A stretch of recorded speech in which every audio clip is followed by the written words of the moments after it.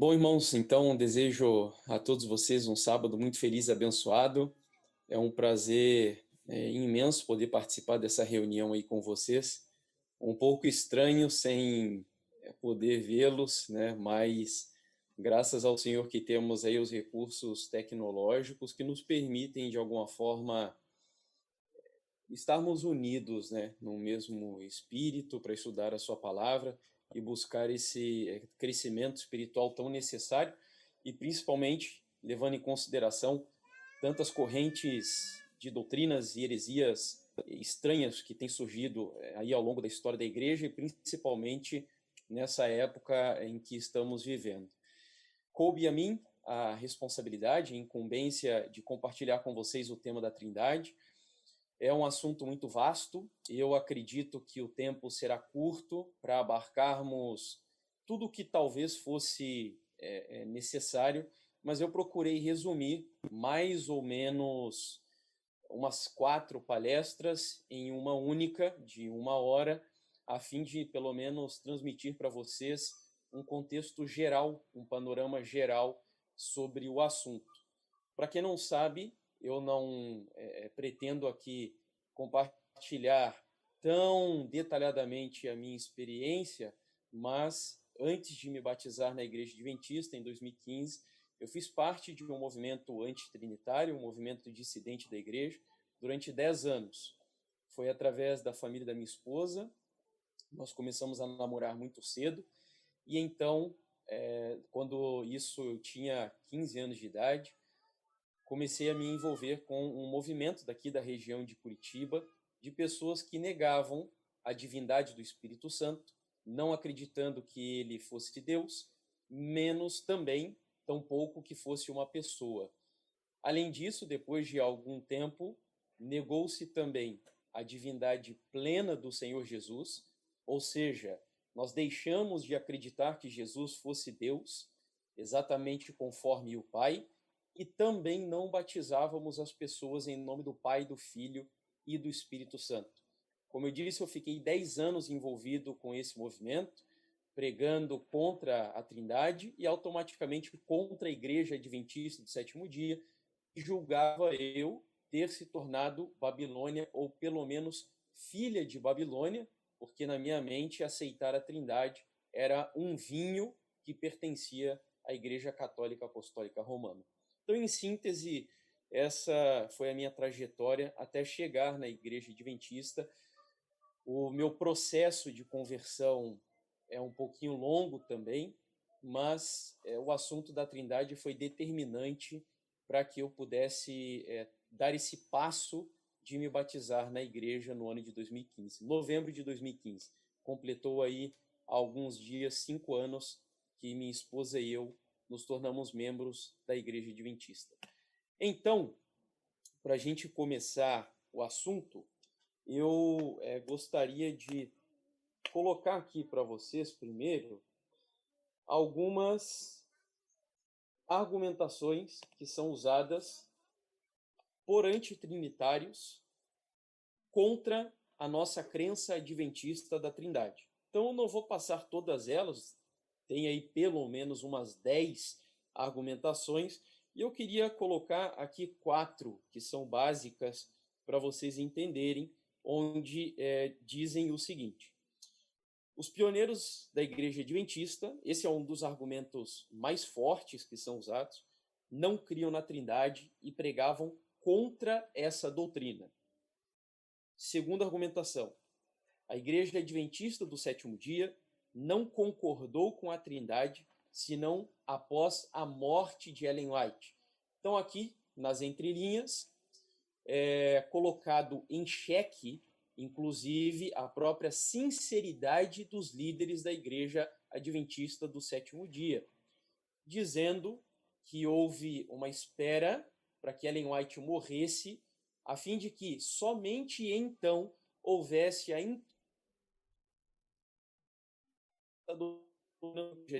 a terceira argumentação: as citações de Ellen White sobre a Trindade foram adulteradas. Novamente, nós temos aqui uma argumentação que questiona não só a sinceridade, mas até a própria honestidade daqueles que ficaram responsáveis pelo patrimônio literário de Ellen White, dizendo que houve adulteração proposital dos escritos dela. Inclusive, alguns chegam ao absurdo de argumentar que até manuscritos originais de Ellen White foram adulterados. E a quarta e última argumentação que nós vamos procurar responder é que o Espírito Santo, na realidade, apesar de alguns dizerem que é um sopro, uma força, é o ar, o fôlego e coisas dessa natureza, no fundo, como de alguma forma a Bíblia nos apresenta e o próprio Espírito de profecia atributos pessoais do Espírito Santo, é necessário, de alguma maneira, concluir que o Espírito Santo é uma pessoa, em alguns casos.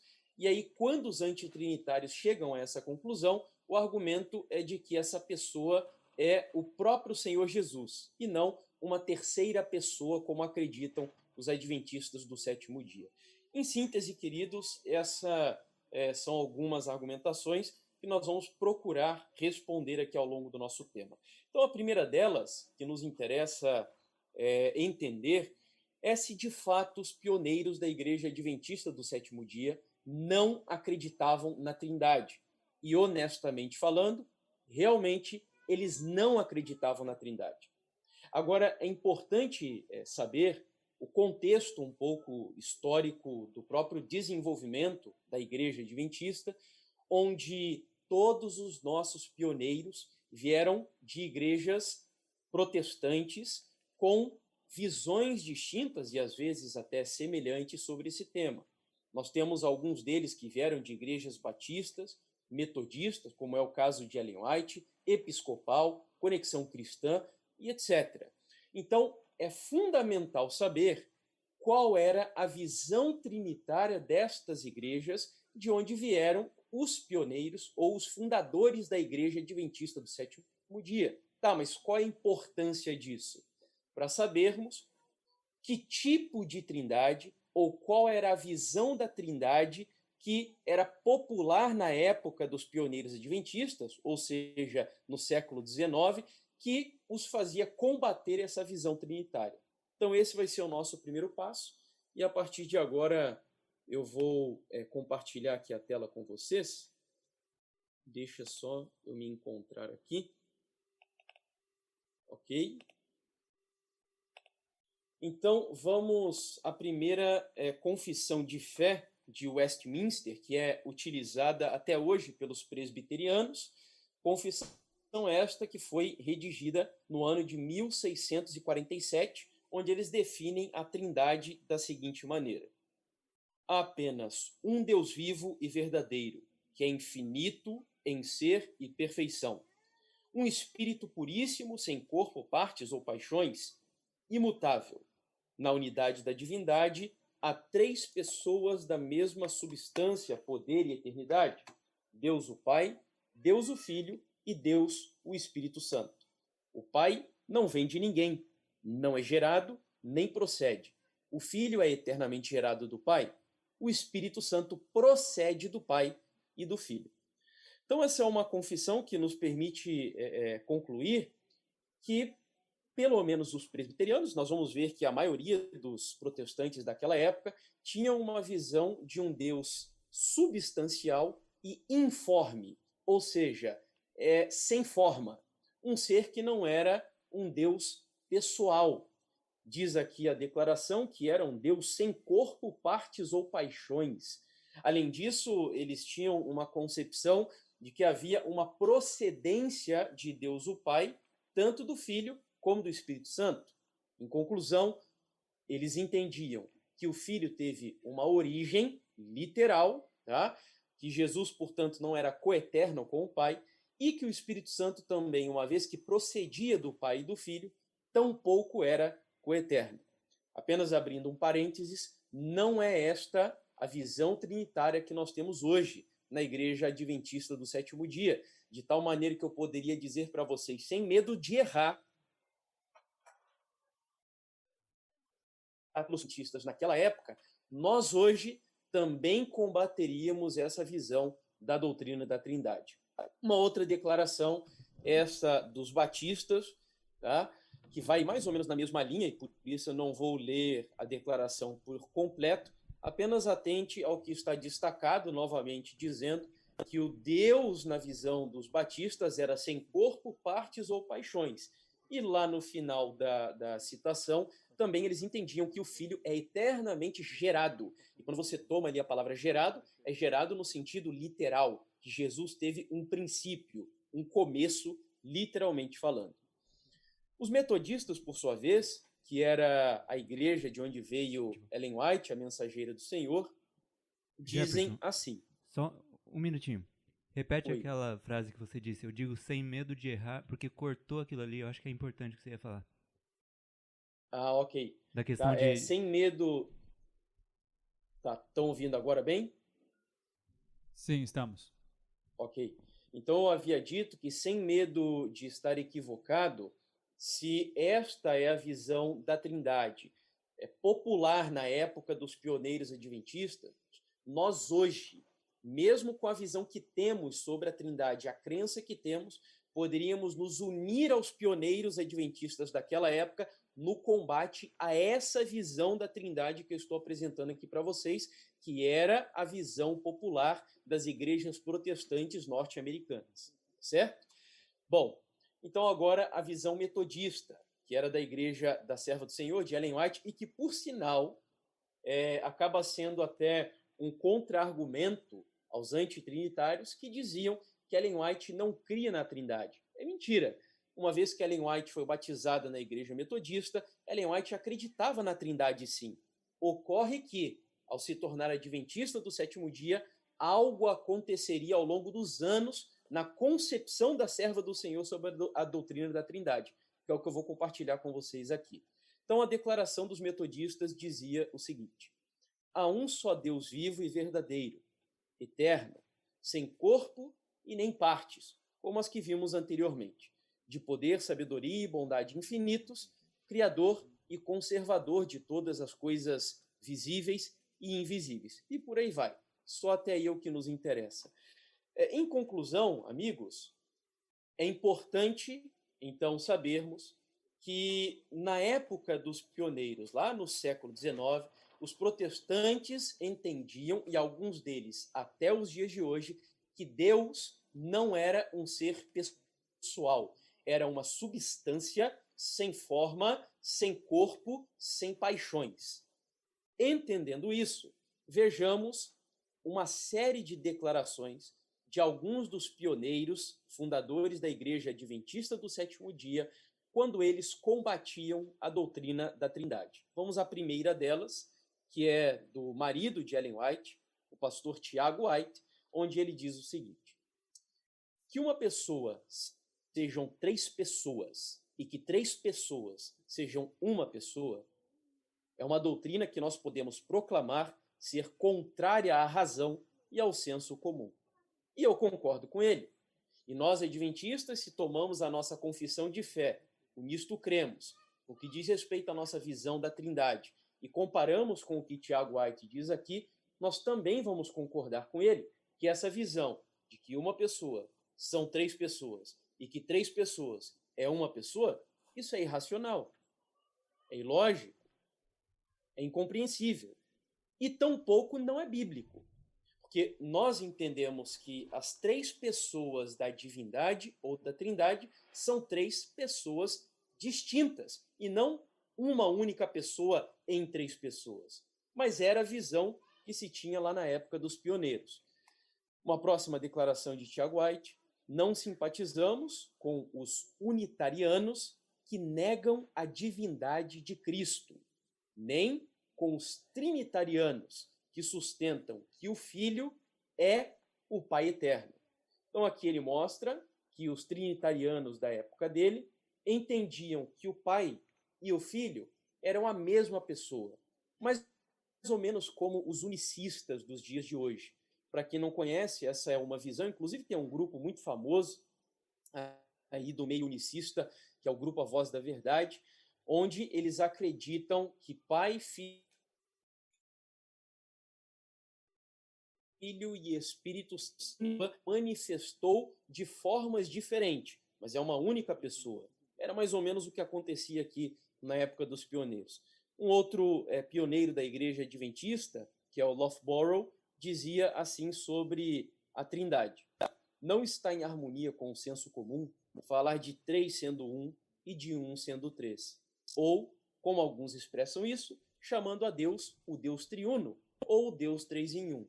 Há um sentido em que eles são um, mas não em pessoa, como alegado pelos trinitarianos. Às vezes parece repetitivo quando a gente insiste nesse ponto, mas é para deixar claro qual era a visão trinitária combatida pelos pioneiros da Igreja Adventista do Sétimo Dia. E mais uma vez nós temos aqui claramente, cristalino, na declaração de Loughborough, onde ele diz que eles não criam que esse Deus era uma única pessoa, como alegado pelos trinitarianos daquela época.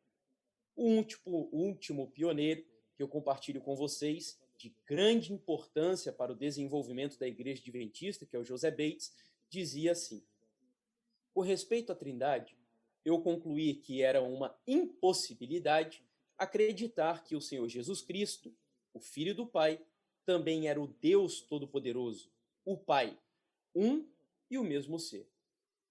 Concluímos, então, amigos, esse entendimento, tá, que eu insisti várias vezes aqui, do que era a Trindade lá no século XIX, na visão da maioria das igrejas protestantes, e por que os pioneiros da Igreja Adventista combatiam aquela visão trinitária.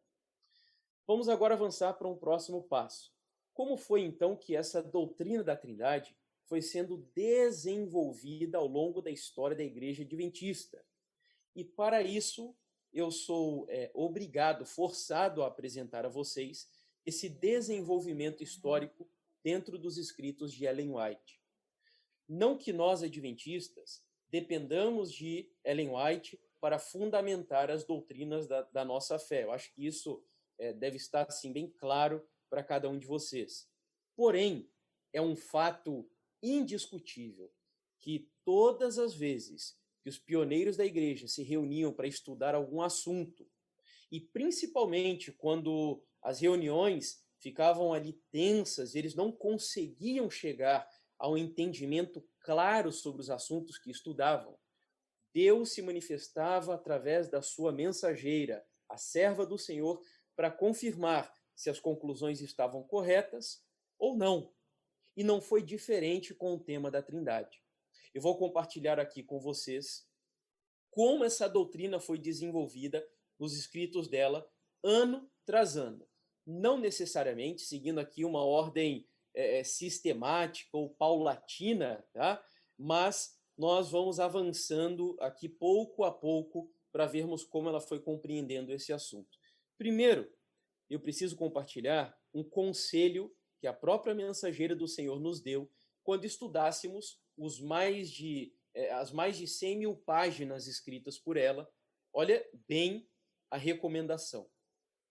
Quanto aos testemunhos, coisa alguma é ignorada, coisa alguma é rejeitada. Em outras palavras, tudo que ela escreveu deve ser considerado por um adventista do sétimo dia que creia piamente no dom profético de Ellen White. Porém, olhe a recomendação. O tempo e o lugar, porém, têm que ser considerados. Em outras palavras, o que ela está dizendo aqui é: entendam o contexto, a época, o ano, o momento. Isso é fundamental e importantíssimo que seja considerado dentro dos escritos da serva do Senhor. Nós temos vários casos aqui que poderíamos mencionar, que só não dá tempo da gente entrar em detalhes, mas quando ela fala de fotografias, de bicicleta, tem declaração até que ela condena o piquenique. Então a gente precisa entender os contextos, a época, o ano que ela escreveu, e isso não será diferente sobre o assunto da Trindade. Então vamos lá. A primeira declaração que Ellen White faz de forma assim mais contundente sobre a Trindade, mas num primeiro momento, no que diz respeito à relação do Pai e do Filho, foi no ano de 1850, onde a pergunta que ela qual era a dificuldade que se tinha na mente dos pioneiros da Igreja Adventista quando o assunto da Trindade era trazido para a discussão. E ela diz assim: tenho visto muitas vezes o amorável Jesus, que é uma pessoa, e aparecia para ela em visão.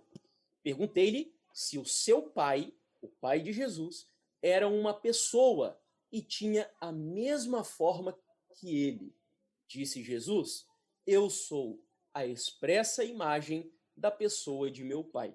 Parece uma pergunta, assim, bastante ingênua da mensageira do Senhor, mas ingênua para nós que já temos claramente definido na nossa concepção trinitária que Deus é uma pessoa distinta do seu Filho Jesus Cristo, o que não era cristalino na época dos pioneiros. E por essa razão, a primeira preocupação da serva do Senhor foi saber: Jesus, o Pai, é uma pessoa distinta de você ou do Senhor, com a mesma forma que o Senhor tem? Lembrando que Ellen White era metodista e, na visão, no credo metodista e das igrejas protestantes dos Estados Unidos, eles diziam que Deus era uma substância sem forma, sem corpo e sem paixões. Faz todo sentido, portanto, essa primeira preocupação da mensageira do Senhor no ano de 1850. Avançando agora um pouco, no ano de 1869 agora, ela fará a primeira declaração de que Cristo é igual a Deus. Diz assim o texto: este Salvador era o resplendor da glória de seu Pai e a expressa imagem de sua pessoa. Possuía majestade divina, perfeição e excelência. Agora ela conclui dizendo: era igual a Deus. Eu acho que não nos restam dúvidas, então, a partir dessa declaração do ano de 69, de que a mensageira do Senhor estava aqui reverberando, em outras palavras, o famoso texto de Colossenses 2, versículo 9, se eu não me engano, onde a Bíblia diz que em Cristo habita corporalmente toda a plenitude da divindade. Toda é toda. O que o texto nos sugere é que, se o Pai é criador, o Filho é criador. Se o Pai é onipresente, o Filho é onipresente. E por aí vai. Em Cristo habita toda a plenitude de Deus. Por essa razão, Jesus é igual a Deus. No ano de 78, ela fará a primeira declaração agora sobre a eternidade do Filho, lembrando que nos credos trinitários das igrejas protestantes norte-americanas, eles falavam de que Jesus era eternamente gerado pelo Pai, sugerindo que Jesus teve um princípio. Mas a serva do Senhor dirá o seguinte: a indignidade, fraqueza e ineficiência de seus próprios esforços, em contraste com as do eterno Filho de Deus, irá torná-los humildes, desconfiados de si mesmo, e vai levá-los a confiar em Cristo para a força e eficiência em seu trabalho.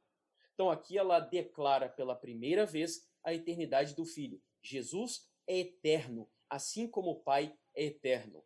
Como diz o nosso credo trinitário, nós cremos que Pai, Filho e Espírito Santo são coeternos, sempre existiram, nunca tiveram um princípio. Avançando no tempo, no ano de 87, ela fará a primeira declaração taxativa, se ainda ficou alguma dúvida, de que Jesus é Deus. Como membro da família humana, ele era, deixa eu passar aqui, aí. Como membro da família humana, ele era mortal. Mas como Deus, ele era a fonte de vida ao mundo. Ele poderia, em sua divina pessoa, haver até mesmo contido os avanços da morte. Olha que declaração fenomenal. Ela compara, ou melhor, ela equipara a posição de Jesus à posição de Deus, falando que Jesus é a fonte da vida. Inclusive tem uma declaração, uma história curiosa, no livro O Desejado de Todas as Nações, que ela escreveria alguns anos depois, quando estava na Austrália, onde a serva do Senhor diz que em Cristo a vida original, não derivada e emprestada pelo Pai, sugere que a vida que estava em si mesmo, comentando o texto de João capítulo 8, onde Jesus diz que é a ressurreição e a vida. E aí, um teólogo da Igreja Adventista muito famoso, provavelmente a maioria de vocês conheçam, autor do livro O Ritual do Santuário, o pastor Andreasen, ele que tinha dificuldades na época sobre esse tema da Trindade, ele não acreditava até um determinado ponto que o Espírito Santo era Deus e que Jesus era Deus como o Pai. Diz ele que ficou assustado quando ouviu essa declaração. E ele chegou a duvidar de que Ellen White a tivesse dito. Ele fez questão de ir até a casa da serva do Senhor, entrou ali em um contato direto com ela, até que ele ouviu da própria boca dela as palavras que ele então o fizeram, na realidade, ficar surpreso. E depois, numa conversa com o filho de Ellen White, ele vai dizer que ele precisou passar por uma revisão dos seus conceitos em relação à pessoa de Jesus e do Espírito Santo ao ver declarações tão revolucionárias nos escritos da serva do Senhor. Avancemos um pouco mais, agora já no ano de 1890, onde ela vai dizer que Cristo sempre esteve com o Pai, sugerindo que ele não teve uma origem ou um princípio. Diz assim: Cristo era o Filho de Deus. Tinha sido um com ele antes que os anjos fossem chamados à existência. Sempre estivera ele à destra do Pai. Ou seja, o texto, pela lógica, nos leva a concluir que nunca houve um momento no qual Jesus não estivesse à destra de Deus, partilhando do trono do universo. Em conclusão, Cristo é eterno, imortal, exatamente assim como o Pai. Até aqui, é curioso, não sei se você percebeu esse detalhe, parece que há um silêncio nos escritos de Ellen White sobre declarações a respeito do Espírito Santo, ou da personalidade e divindade do Espírito Santo. E, de fato, até esse momento, até 1890 mais ou menos, ela não se manifestava abertamente sobre a pessoa do Espírito. Inclusive, no livro Atos dos Apóstolos, ela chega a sugerir que debater sobre o tema do Espírito Santo seria inútil e que o silêncio é ouro. Por que razão? Porque nós precisamos entender que a verdade é progressiva. E não foi diferente também no que diz respeito à revelação dos escritos da serva do Senhor. Primeiro, ela precisava ter claro na sua mente qual era a posição e a personalidade do Pai e do Filho. Depois que isso ficou cristalino no seu entendimento, na sua compreensão, nova luz foi dada para a serva do Senhor e, claro, consequentemente, para a Igreja Adventista do Sétimo Dia a respeito da pessoa, obra e divindade do Espírito Santo. O curioso é que, se nós pegamos a própria Bíblia, o Antigo Testamento é muito tímido ao fazer algumas declarações a respeito do Espírito Santo. O Novo Testamento já explode uma luz tão poderosa que a obra, a pessoa e a divindade do Espírito Santo ali é apresentada para os servos de Deus de forma extremamente clara. E nos escritos de Ellen White há essa mesma dinâmica que o Senhor vai respeitando as limitações daqueles que recebem a sua revelação. Porém, a partir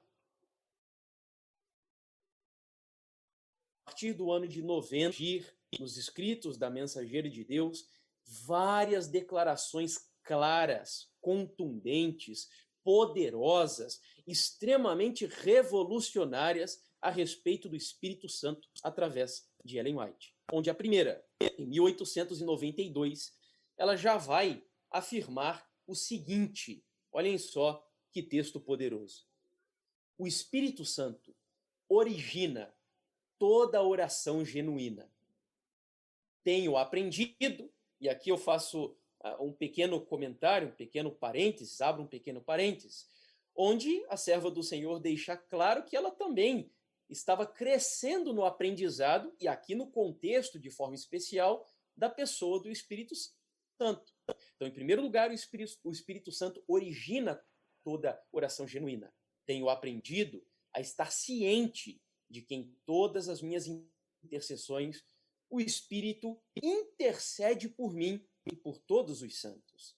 Mas as suas intercessões estão de acordo com a vontade de Deus, nunca em oposição a ela. O Espírito nos assiste em nossa fraqueza. E agora a declaração mais forte.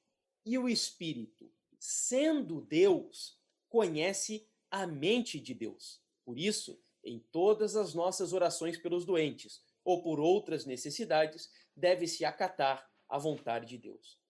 Então, na primeira declaração que Ellen White faz sobre a divindade do Espírito Santo, ela já diz categoricamente que o Espírito Santo é Deus, além de dizer que nele as orações são originadas em harmonia com o que está em Romanos capítulo 8, onde diz que o Espírito Santo, na próxima frase onde ela fala que ele intercede por mim, lá em Romanos capítulo 8, o apóstolo Paulo vai dizer que o Espírito intercede por nós com gemidos inexprimíveis.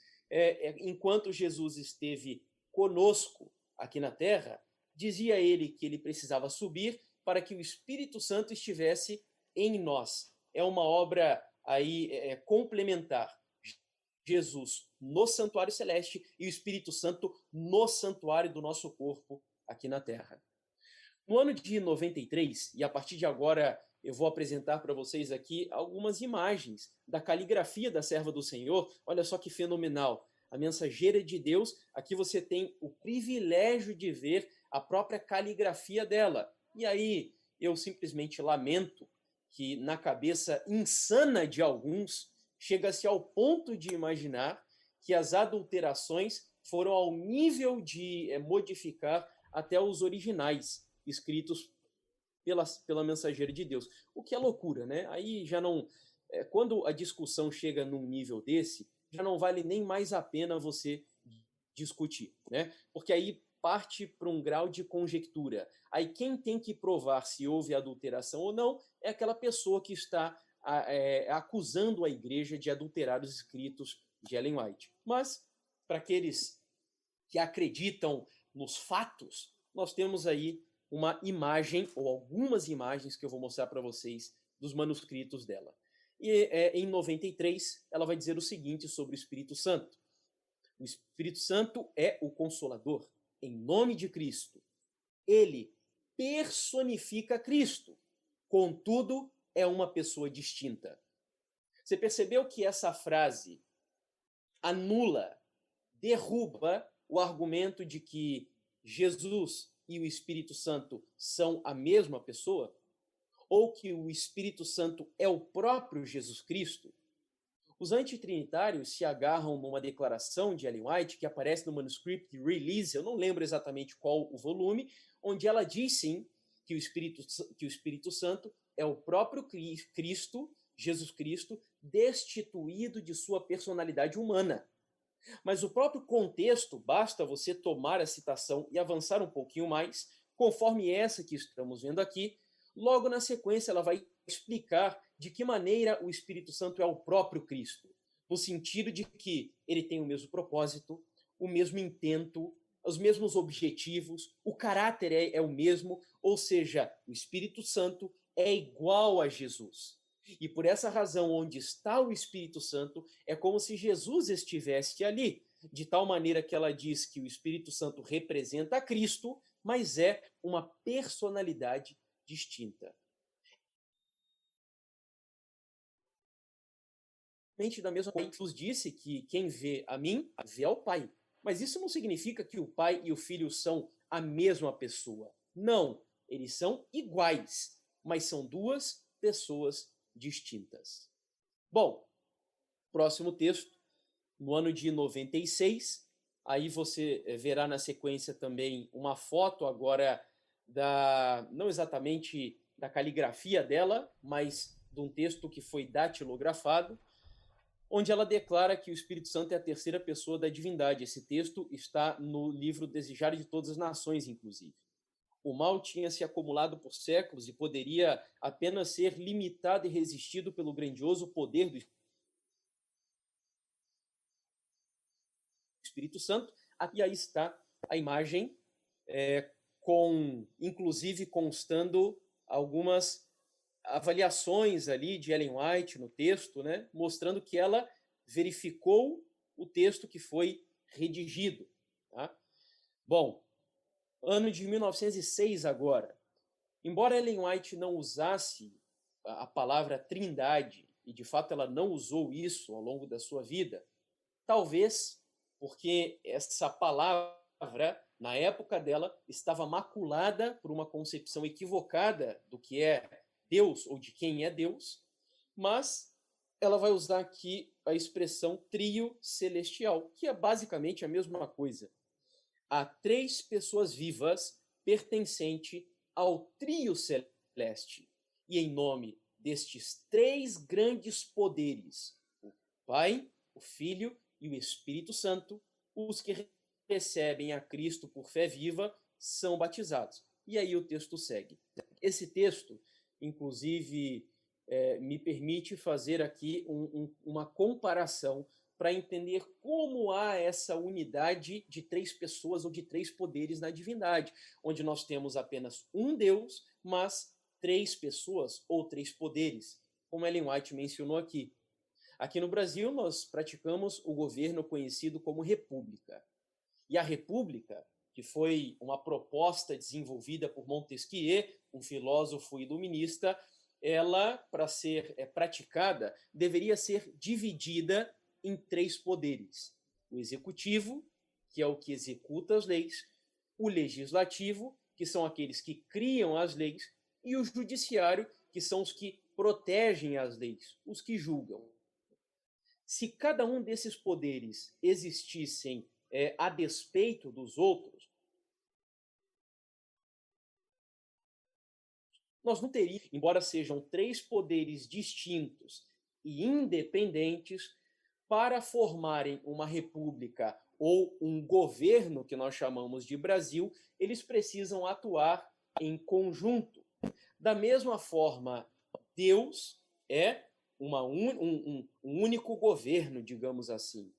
Mas três pessoas compõem essa divindade celestial, que são três poderes distintos, mas com o mesmo propósito, o mesmo objetivo de existência. Bom, vamos avançar um pouquinho mais.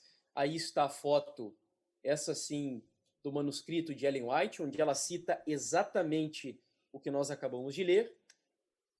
Ainda no ano de 1906, e esse aqui é um dos textos que, no meu ponto de vista, talvez o mais claro, mais forte sobre o tema da Trindade, a respeito do Espírito Santo, ela diz assim: o Espírito Santo é uma pessoa, pois dá testemunho com o nosso espírito de que somos filhos de Deus.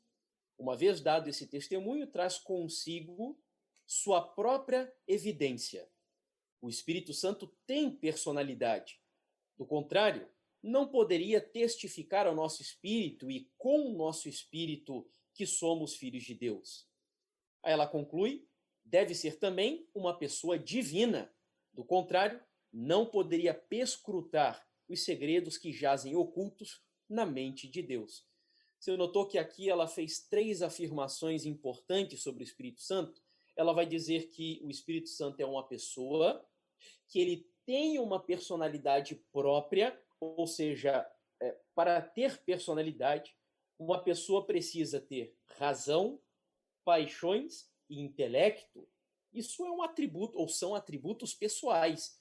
E é exatamente o que ela diz sobre o Espírito Santo. E, por fim, diz que ele é divino. Em outras palavras, que ele é Deus. E aí, novamente, nós temos uma foto do manuscrito original.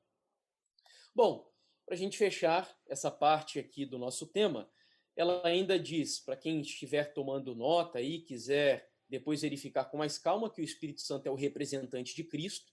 Aí está a referência. Jesus está presente na pessoa do seu representante, o Espírito Santo. E esse que é outro texto que eu acho belíssimo, porque os antitrinitários gostam muito de pegar o livro Patriarcas e Profetas, onde no primeiro capítulo, Ellen White só fala do Pai e do Filho, desenvolvendo o plano da redenção. Mas lembrem-se do que eu falei ao princípio. A verdade é progressiva. Embora no Patriarcas e Profetas, que foi um dos primeiros livros que ela escreveu, de fato ela não mencione a presença do Espírito Santo ao desenvolver o plano da redenção, ela tampouco diz que ele não estava ali. Ela simplesmente registrou a luz que ela tinha a capacidade de receber naquela época. Mas alguns anos depois, já dotada ou tomada pela concepção correta da Trindade do Espírito Santo, vejam a declaração que ela fez e que está registrada no livro Conselhos sobre Saúde, na página 222.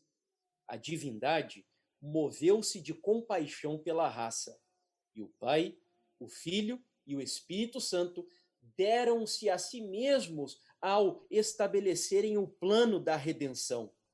A fim de levarem a cabo plenamente esse plano, foi decidido que Cristo, o unigênito Filho de Deus, se desse a si mesmo em oferta pelo pecado. Meus queridos, louvado seja Deus pelo texto que acabamos de ler aqui.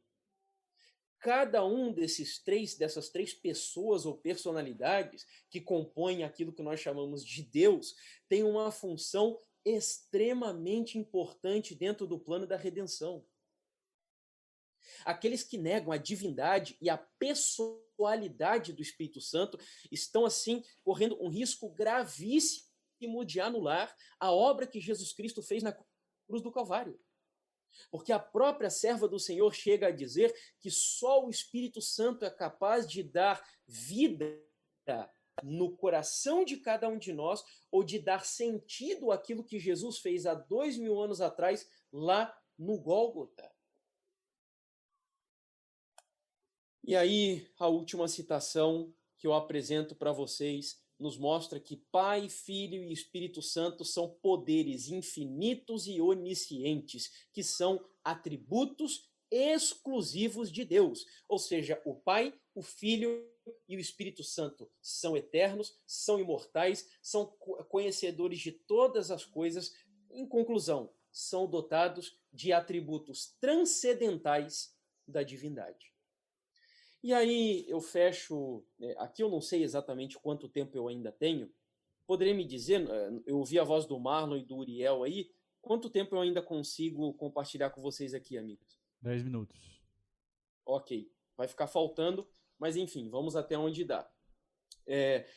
Houve uma reação óbvia entre os anos de 97 a 1915 sobre essa nova visão a respeito adventista, e principalmente por causa das declarações de Ellen White. Mas a reação ela foi bastante positiva, muito embora alguns, como Uriah Smith, tivesse uma certa resistência. A maioria dos pioneiros da igreja foram mudando a sua concepção sobre o tema, e um dos mais ferrenhos defensores e pregadores da doutrina da Trindade no seio adventista foi Prescott, que inclusive tem um livro publicado pela editora Pioneiros, onde ele fala sobre a pessoa e obra do Espírito Santo. Agora, os pesquisadores adventistas chegaram à conclusão, e isso você pode encontrar numa revista adventista com o título A Trindade, que eu não lembro exatamente o ano no qual ela foi publicada, mas você também encontra no livro A Trindade, publicado pela CPB, e depois, quem quiser se aprofundar ainda mais na visão teológica do tema, eu recomendo a vocês que estudem o livro. É um livro bem grosso, bastante denso e muito técnico, bem acadêmico, sobre o tema da Trindade. O livro se chama Pneumatologia, publicado pela editora Unaspress. Na realidade, é um compêndio, tá? É um material onde eles reuniram vários artigos escritos por teólogos adventistas num simpósio sobre um assunto que foi feito no NASP de Engenheiro Coelho há alguns anos. Mas, em conclusão, esses pesquisadores notaram que de 1897 até 1915, nunca mais foi escrito nenhum artigo de tudo que foi publicado pelos adventistas ao longo desses anos, negando ou criticando a divindade e a personalidade do Espírito Santo. Muito pelo contrário, ao longo desses anos, foram encontrados pelo menos 400 artigos adventistas falando positivamente sobre o tema da Trindade. Nós temos artigos de Jones, artigos de Wagner, de Prescott, como eu acabei de mencionar para vocês, e alguns outros pioneiros da igreja. E eu quero citar apenas um deles aqui para vocês. O autor desse texto que leremos é o Wilcox. Wilcox era redator da Review and Herald, e essa declaração foi feita por ele no ano de 1913. Só que tem um detalhe especial aqui sobre o Wilcox. Ellen White, antes de morrer, delegou a função de cuidar do seu patrimônio literário para 5 pessoas de extrema confiança dela. E o Wilcox fazia parte dessa comissão especial. Então nós não estamos aqui apresentando um texto de alguém que simplesmente de maneira aleatória nós encontramos ali falando sobre a Trindade, não. Era alguém de confiança da serva do Senhor e que, além disso, apresentou as conclusões que veremos aqui quando Ellen White ainda estava viva, negando ou contra-argumentando aquela teoria da conspiração sugerida por antitrinitários de que a igreja esperou Ellen White morrer para falar sobre esse assunto. Mentira! Tá? E aí está a citação de Wilcox. Para o benefício daqueles que desejam conhecer mais por esta denominação, declaramos que os adventistas do sétimo dia creem, 2 pontos, na Trindade divina. Essa Trindade constituem do Pai eterno um ser pessoal e espiritual, do Senhor Jesus Cristo e do Espírito Santo, a terceira pessoa da divindade. Então, queridos, é isso. Nós ainda teríamos aqui uma segunda parte do tema, eu achei que daria tempo, mas eu nem vou começar, tá? Porque nós não vamos conseguir completá-la e eu não gosto de deixar as coisas assim meio pela metade, onde nós ocupamos aqui essa parte do nosso estudo, basicamente falando sobre o desenvolvimento histórico da doutrina da Trindade na Igreja. Porém, a outra parte do estudo seria sobre o que a Bíblia diz a respeito da doutrina da Trindade. E eu sinceramente digo para vocês que é ainda mais fenomenal. Quem sabe numa outra oportunidade eu possa compartilhar o assunto com vocês dentro da Bíblia, que confirma tudo aquilo que vimos nos escritos da Mensageira do Senhor. Mas, cumprindo aí com o horário que temos, eu espero que, ao menos, dentro da história da igreja, a igreja adventista de maneira especial, tenha ficado muito claro esse assunto. E eu concluo só citando uma informação adicional aqui para vocês. Se alguém um dia chegar e dizer a vocês o seguinte, que desde o princípio, lá no Concílio de Nicéia, segundo os antitrinitários, foi quando a doutrina da Trindade foi inventada ou introduzida no seio da igreja, o que é mentira, a Igreja Católica, segundo eles, começou a perseguir aqueles que negavam esta doutrina, que na visão deles é uma heresia. Mas estudando recentemente sobre a história da igreja, eu vi algo muito curioso que eu inclusive não sabia. O próprio Constantino, ele simpatizava com o arianismo. E o que é o arianismo?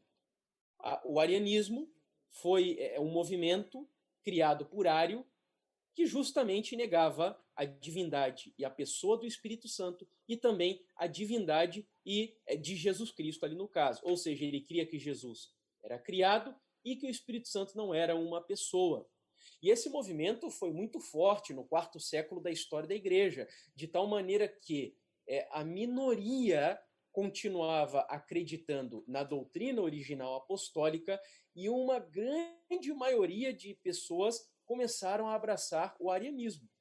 De tal maneira que os próprios arianos, muitas vezes com o apoio do imperador romano, perseguiam aqueles que criam na Trindade como nós acreditamos hoje. Então essa história, essas conspirações, Na realidade, infelizmente, muitos antitrinitários, eles fazem uma pesquisa rasa, são reducionistas nas suas conclusões, e eu, infelizmente, também defendi isso durante muito tempo. Mas qualquer pessoa que se debruce com sinceridade e profundidade naquilo que está registrado na história e nos documentos arqueológicos que estão disponíveis aí até os dias de hoje, não temos como negar que essa doutrina é bíblica e que, dentro da história da própria Igreja Adventista, é uma doutrina que foi aceita depois de um tempo pelos pioneiros e pela serva do Senhor. É isso aí, amigos. Eu não sei se ficou alguma dúvida, se vocês estão abrindo espaço para isso nesse momento, mas estamos aí à disposição para responder o que for possível. Bondoso Pai e querido Deus, obrigado pela oportunidade que o Senhor nos deu de ocuparmos uma parte do sábado para estudarmos sobre esse tema que, embora seja um assunto sistemático e teórico, ao menos da forma como vimos, mas é um assunto que diz respeito à nossa salvação. Senhor, que me faltou, que o Espírito Santo complete, que o Senhor opere nos corações de todos aqueles que ouviram. Se há alguém que talvez tivesse alguma dúvida a respeito do tema, eu oro para que o teu Espírito convença a cada um de nós da verdade plena da tua palavra, de que nos céus nós temos intercedendo por nós temos operando a salvação por nós temos cuidando de nós a Trindade divina, o Pai, o Filho e o Espírito Santo, operando e levando a cabo para a nossa redenção o plano da salvação. Que o Senhor tenha misericórdia daqueles que continuam ainda combatendo essa doutrina bíblica e que o Senhor abra os olhos deles, assim como abriu o meu, a fim de que, Senhor, se arrependam e se unam novamente à pura e verdadeira doutrina que o Senhor tem comunicado para a tua igreja nessa época, que tem dificuldades, tem lutas e batalhas a enfrentar, mas que, graças ao Senhor, graças à direção do céu, tem sido conservada pura, porque continua crendo nas doutrinas basilares da palavra do Senhor. Que o Senhor cuide dessa igreja e leve-a até o triunfo, para a honra e glória do teu nome, e que nós façamos parte desse triunfo. É o meu desejo e a minha oração, em nome de Jesus. Amém, Senhor.